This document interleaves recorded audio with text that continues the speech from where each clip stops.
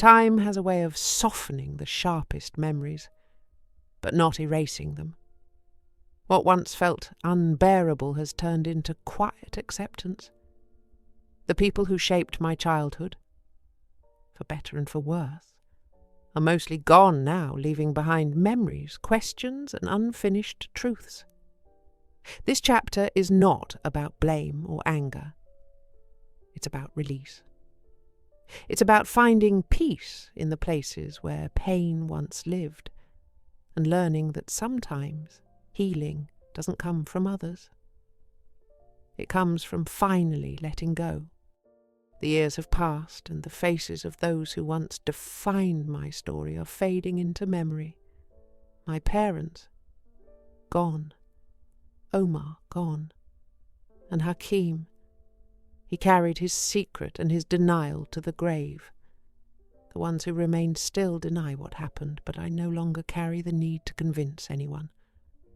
The truth stands without witnesses, and for the first time in my life, I can breathe. Omar was the first to pass. When I learned he was ill, I went to see him. He was frail, quiet, his eyes softer than I remembered. There weren't many words between us, just a silence that felt like goodbye. I was deeply sad, but also grateful that I had the chance to see him one last time, to leave nothing unsaid. Not long after my mother passed. When I visited her, she didn't know who I was anymore. She looked at me with the same calm expression she gave strangers, her mind already somewhere else, free, peaceful. I held her hand and whispered that I loved her. She didn't answer, but I could feel her peace. It comforted me to know that she had finally escaped all the pain she carried in her own quiet way. Then Hakim passed. I did not go. I wanted nothing to do with him. Not in life, not in death. He took his secret, his denial, and his silence to the grave. I felt no anger, no sadness, only release. The chapter I had waited my whole life to close finally ended on its own. My father was the last to go, living to the age of 100. When I heard the news, I was very sad.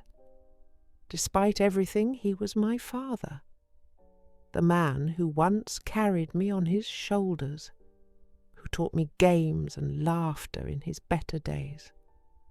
When I thought of him, I didn't remember the anger or the distance. I remembered the small, human moments. And that was enough. Of the 6 of us, only 3 siblings remain. We don't see each other much anymore. Not long ago the subject came up again, and even after all these years they still denied it. I no longer argue. I no longer expect anything different. The truth no longer needs their approval to exist.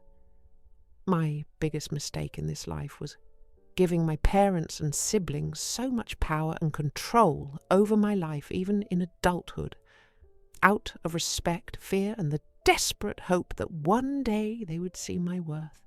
I kept trying to earn their love by pleasing them, silencing my own needs, and shrinking myself to fit their expectations. Every time I tried to stand up for myself, guilt pulled me back down. I confused obedience with love and silence with peace. It took me years to understand that family loyalty should never come at the cost of your own soul. That love built on fear isn't love at all. The weight of those memories never left me, but they no longer control me. I carry them, yes, but I also carry love, peace, and gratitude. I live a simple life now. My children have families of their own. Whenever I get the chance to be with my grandchildren, I never say no. The child in me comes alive again. We play at the park, in the yard, or in the street, just like I used to back home before I was silenced. I've always felt a deeper connection with children than with adults. Their innocence and laughter fill my heart with love and my soul with joy like nothing else. When I'm with them, I am free. I am seen and heard. They remind me that happiness can begin again, even after generations of silence. My husband never remarried. He's still there, steady, patient, kind. He's become my rock, my anchor in every storm. I've learned to bake, to garden, to find beauty in small things. Spending so much time alone has not left me lonely. Instead, it has taught me resilience and the art of living peacefully in solitude. While others may fear being alone, I have learned to embrace it. My past once forced me into isolation, but solitude transformed that pain into strength.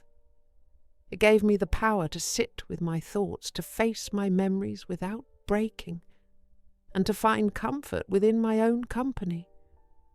I no longer see solitude as emptiness. It has become my teacher, my mirror, and my quiet source of peace. I find peace in nature whenever I can, in the sound of the wind, in the soil on my hands, in the quiet hum of the earth.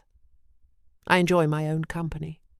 Casual friendships and shallow conversations no longer fill me. Solitude has become my peace, the gentle silence that asks for nothing and gives me everything I need. You were a child, trying to survive in a world that failed to protect you. The pain you carried was never meant to define you. It was a burden placed upon you by others. But now, you have the power to put it down. Healing doesn't mean forgetting. It means reclaiming the parts of yourself that were taken. It means allowing light to reach the darkest corners and realizing that your story, no matter how heavy, can become someone else's lifeline. So I'm sharing mine. Not for sympathy, but for connection. For every broken heart that still beats, for every silenced voice that still trembles with truth. If my story helps even one person believe that freedom is possible, then every tear, every sleepless night, every word written in pain will have been worth it. Because healing old wounds isn't about erasing the scars. It's about learning to live beautifully with them.